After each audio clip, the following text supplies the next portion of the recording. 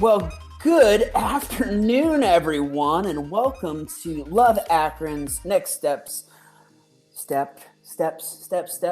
Hopefully, it's one step and then another step and then another step. My name is Ben Beaver, and I always got to shut off the music because I get distracted by music. I'm so excited to get to be with all of you today. Thank you for taking some time out of your day to jump on a Zoom call with us for this first little bit. Before we jump into our discussion and groups and such, we'll actually be streaming. So those that are watching right now, we are going off live stream in just a moment. You got to jump in this group in order to be a part of the discussion. And of course, I got my sidekick, if you want to be called that, Miss Lori. I don't know if you like the term sidekick, but how are we doing over there, Miss Lori? Today I am the sidekick, so I'm good with that. As long as you're kicking me in the side.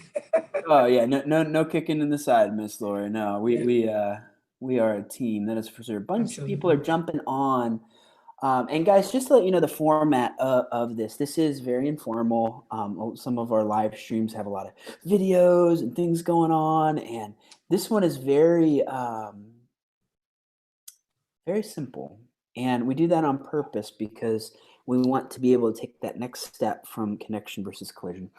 Love these conversations and love our sponsors. You saw earlier on the the rolling slides about Pegs Foundation as well as CapTrust. Love those guys. Those guys make these conversations able to happen. Real quick, if you could. I'm realizing I'm just slowly becoming an older man because I needed my Tums today. So does anybody else take Tums? You guys can just find that in the chat. They're really kind of good tasting. I keep talking to older friends of mine and they're like, just wait, Ben, just wait. I'm like, you're giving me a lot to look forward to in old age. But if you are, once again, just join us, find that chat. Tell me if you like Tums, you like the taste of them. Are they candy? Do they actually help anything? Okay, we got Susie. You are not alone on the Tums. Susie. Thank you. Alan asked privately, but how's the family? Family's doing good. For those that don't know, I recently became a dad for the 4th time. It's funny in larger groups of people because everybody would be like, yeah, new kid. They are a great source of calcium. Thank you, Kathy. That's a little educational for today. I love that. Well, we're going to jump in, and today, that's why you need Tums. That is true, because my kids cause acid reflux. I don't know how scientific that is, but I feel good about it. So today, we're going to be talking through and taking the next step on this thing of lament. And before we jump off the live stream, we want to still invite people to jump in. There's still time to click on that link. Miss Lori, last week, hearing this conversation, how did it hit you? This idea of lamenting with each other. Yeah, I think one of the things that Coach Boyd talked about was being able to feel whatever it is, to be able to feel that thing together. But Jocelyn is on here, and I just kind of feel like Jocelyn, Coach Boyd is taking care of some family. He's another one of those large families. I think they have 6 kids, so they had to take care of something with one of their youngest boys. And so I just think it would be really super neat if I could divert to Jocelyn. I know she's like, okay, thank you, Lori, a whole lot for that. But I think walking away from last week, Jocelyn, what did the takeaway when you sat back and you woosah and you thought, oh my gosh, I would have loved to have said this. This is what really impacted me. Take the liberty of taking 5 minutes and be Coach Boyd and kind of set us up to go into these chat rooms and have these conversations. And what should we be talking about coming out of last week? Well, no one can be Coach Boyd. No one, but Kent Boyd can be Kent Boyd. But what I'll say is, I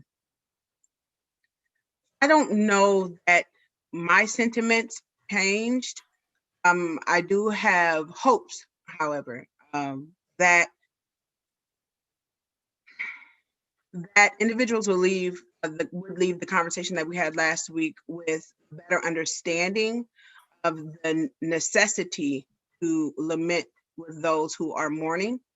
And this is Love Akron, that is scripturally based, that we should mourn with those who mourn. And then also, after we have mourned, first of all, let's mourn with those who mourn, but let's also, through that mourning, develop a sense of empathy, understanding that even though it doesn't hit my doorstep, there is someone that I know or that I've met that is going through this particular situation. Let me not lean to my biases or my past understanding. Let me hear them with fresh ears, see them with fresh eyes, hopefully through the love of Christ. And really, really begin to embrace what they have to say. And it's hard for some of us because we automatically, as human beings, we judge what we hear and see. Oh, they didn't mean that, or they're just this, or they're just that, because we're leaning to what someone else has told us or what we've read, or understand that the things that we take in are things that are to our liking, not necessarily truth. So we have to be careful of that too. So always making sure that we're aware of ourselves in a situation like this. So my hope is that people will mourn with those who are mourning, begin to grow in empathy for others whom they don't know that experience that person is having, not discount it because it's not your own. And that you will begin from that empathy, then there's a work that needs to be done. If something else happened, let's mourn again if we need to. Deep empathy, then there's change and action that has to come after that. That's good. That's good. Because with that lamenting, I mean, do you think that when we think in terms of grief, kind of losses that we experience that lead us to this place of lamenting someone, and for me, maybe it's like apples and oranges for some, but for me, my mom died in July of last year. And a lot of times I'll say that and people say, oh, I'm so sorry. And I'll say, honey, don't be sorry. My mother loved Jesus all my life. And even in her dementia state, her transition was beautiful.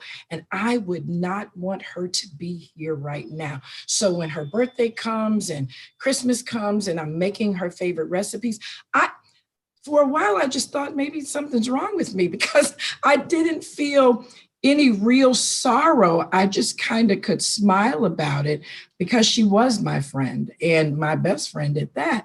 And so when I think in terms of lament, sometimes I think, but then I have a friend whose mom died like 15 years ago, and the pain is so deep.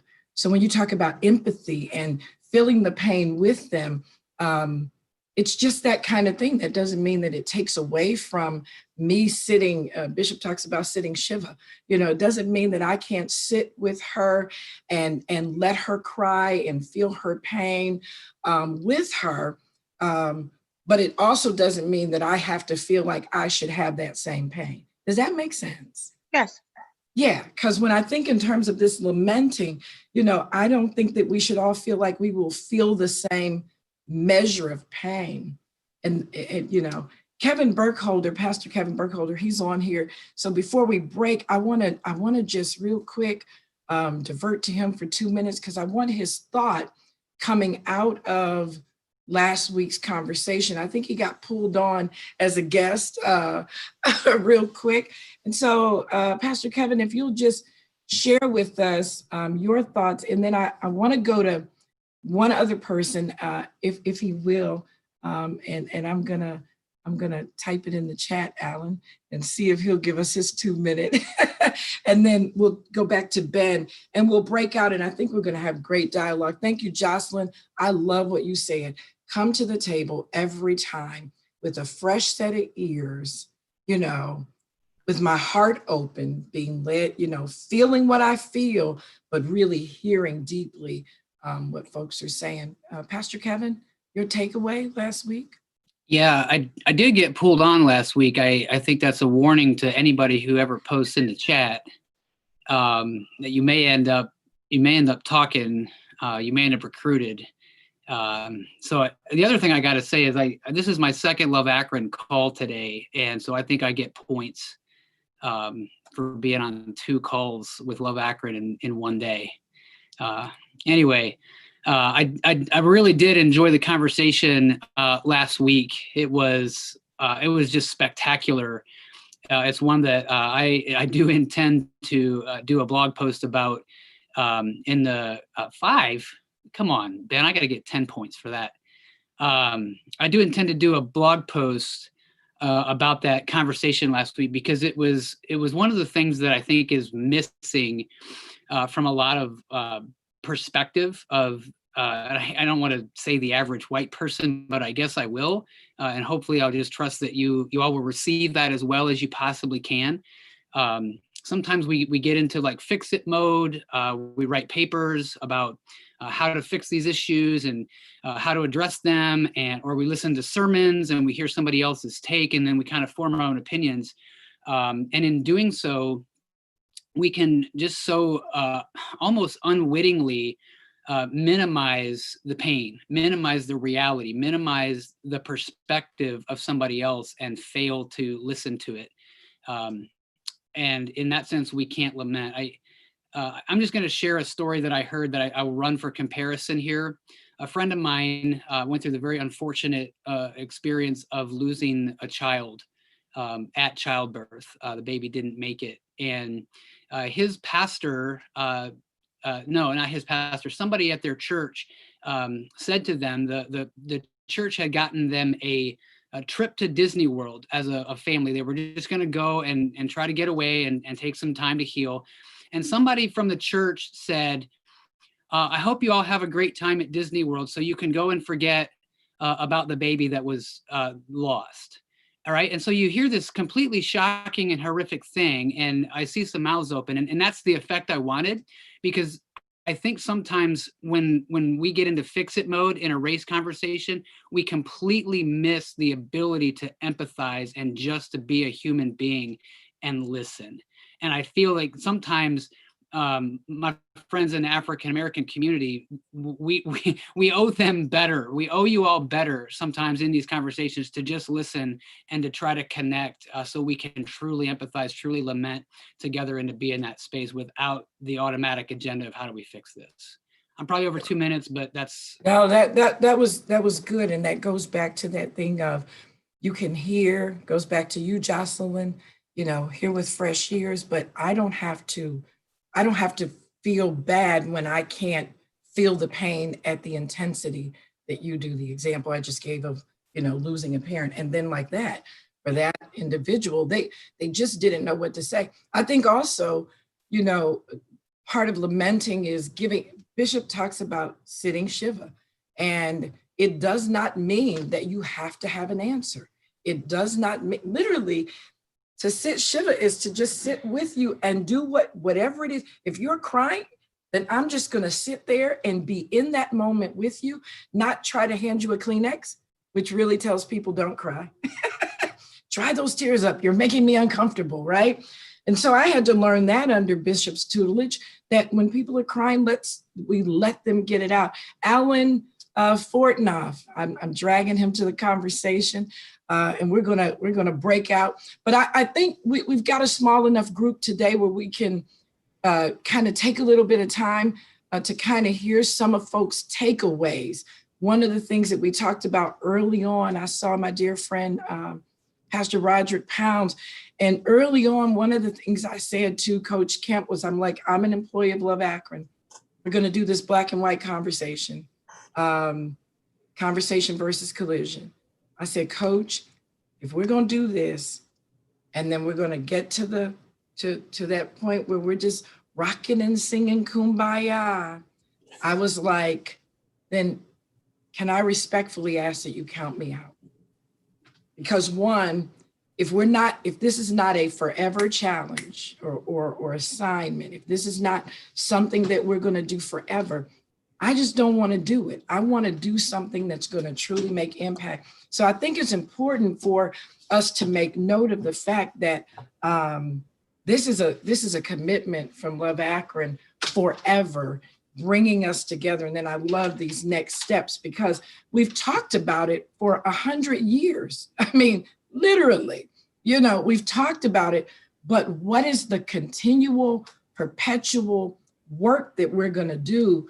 And it's going to take work every day for every generation until Jesus comes to rectify and sort of bring a resolve to this. Last thought, I hate to say racial reconciliation because I often say it in the office, they know, I'm like, well, we reconcile them back to, because it was never, we were never together. So it's racial healing and it's racial understanding. It's racial empathy. So, Alan, last week we talked about lamenting. What did you take away? Well, for me, it was, I'm always, I've been on all these calls because I just think that, as you just said, this is a continuing subject that we can have to continue to talk about. It's not going to change overnight. And by the way, I've sat Shiva a few times in my life, and you're right.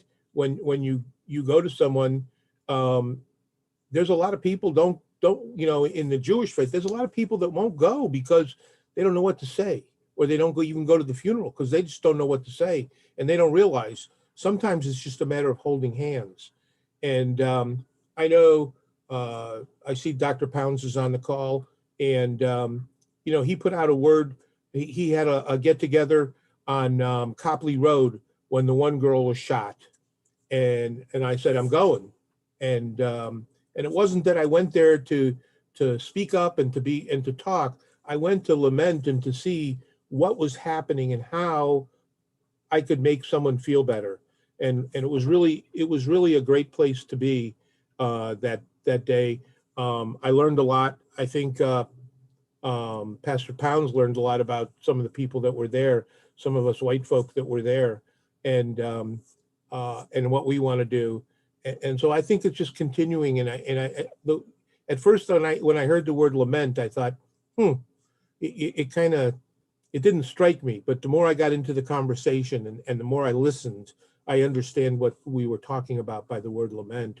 And I think that we just have to continue to do that and to hold hands and to be with each other. I don't know if I'll sing Kumbaya because my wife would just throw me out of the house for singing. And Ben knows I've said that before, but I totally understand.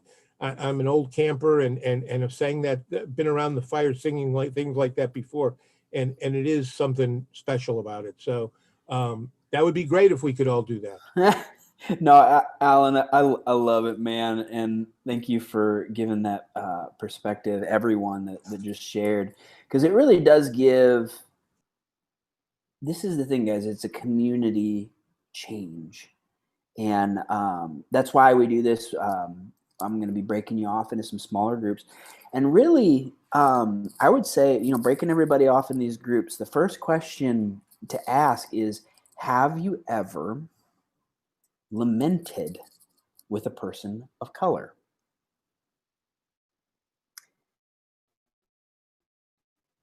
I know that's a little edgier of a question, and I'll let discussion group leaders go from there. But have you ever lamented? Oh, sorry, Miss Lori, what was up there? I saw you in the chat, Miss Lori. Oh yeah. So before we go to break, if this is helping you all, hearing these takeaways, just kind of wave at us. Is it helping you? Okay. Yes. So right before Ben takes us to the break, I want to give a 2-minute to Pastor Roderick Pounds. And I know the work that he's done in our community. I know that he called a gathering for a time of lamenting. And whether you were on the call last week or not, I'm not sure because I didn't make the entire call. But if you could talk to us for 2 minutes about that subject of lament and sort of your internal, like, how people can lament best together with what we're dealing with today. You'll take 2 minutes and then we'll close out with Pauletta and go to our break. Well, hi, everybody. Good to see you all too. And great discussion. I didn't want to actually to miss this. I'm sorry I missed the last one. And hi to my brother, my new brother, Alan. We're twins, in case you all don't know that. But just in terms of lamenting, you'd have to go back right to the prophet Jeremiah, right? He's the authority, the biblical authority for the whole lamenting theology, if you would, or the whole theological construct. And yes, just to cry together, basically that's what it means. It's a term that inculcates not just the passion, the emotion of crying, but also, especially if you read the Jeremiad, the prophets and what they had to say, it's also righteous indignation, right? What was Martin Luther King that talks about rioting being the voice of the voiceless or the powerless? So too is lamenting, and it's a substitute, right? Because it also gives voice, to that indignation as well. And I don't do much with white people at all. I don't have much experience with white people at all. And lamenting, these laments, these things that we've been doing have really given us a chance to do something together. And you just can't go wrong when you cry together and when you feel together. And that's what it has done. And I really want to commend Love Akron, for affording this opportunity, to discuss this as well. But yeah, that's what it's all about. I mean, I forged my friendship, and it is a friendship with Alan and I. It's been forged on the stage of lament. We've marched together and we've cried together, and in all of those togethernesses and opportunities, we've been able to forge a relationship. So I think it's a great opportunity to, and again, I hear Lori when she talks about, just kumbaya. You don't just lament to lament, right? But from that, see, Alan and I have also forged relationship and friendship. So I think that is what takes it beyond, beyond just the whole kumbaya and we cry together. But listen, Black and white folk haven't even cried together. So I'm not necessarily against, the whole kumbaya experience, because we haven't done it together. We've done it separately. But we've never cried together. So you just can't go wrong with that. So I commend all of you. Thank you. Pauletta, 2 minutes and then we're going to break. Okay, good stuff we're talking about here. When we're talking about laments, it's hard to separate the relationship between lamenting and compassion. And I think as Pastor, you were sharing and several others, if we think about the dynamics of body, and it's interesting how we started with the Tums, because Tums affect the gut. It affects the sea in the Bible, the bowels and the gut represent the seat of compassion. So when we talk about lamenting corporately or with one another, we're talking about bumping up to that uncomfortability. So I mentioned that about this head-to-heart teaching, how we see things is how we live. It's not looking at what's in our head.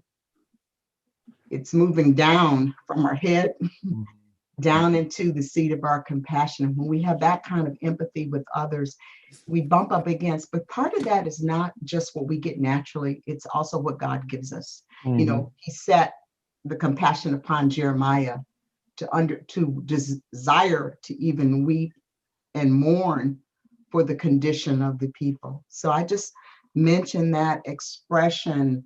Some people have different ways they express themselves, but I think we need to give room for the uncomfortability so that we can mingle our tears together and heal. That's how salt covenants, salt is in the tears. And that's how those things are healed. Salt is a preservative. It's something that can keep us. And so I just mentioned that, that compassion may look different for different people, but there's a need to bump up and rub up and connect with one another. Man, this is going to be a great conversation, guys. And let me put this in the chat real quick. So 3 different rooms that we're going to be jumping into. One of the rooms is going to be with Jocelyn and Miss Lori, and then Dr. Pounds and Kevin Burkholder. You guys can be the leading with that, and room 2, and then room 3, that'll be Pauletta. But yeah, as we're jumping in there, I'm going to put this in the chat for everyone. Have you, quotations, specifically white folk, ever lamented with a person of color? And would you explain that? So we're going to jump into those groups. We'll come back together at the end, and it's going to be great, guys. Thanks for being with us today. I think I sent everybody into the rooms. Yes. There we go. There you go. We're going. Everybody's leaving the rooms. See you on the other side.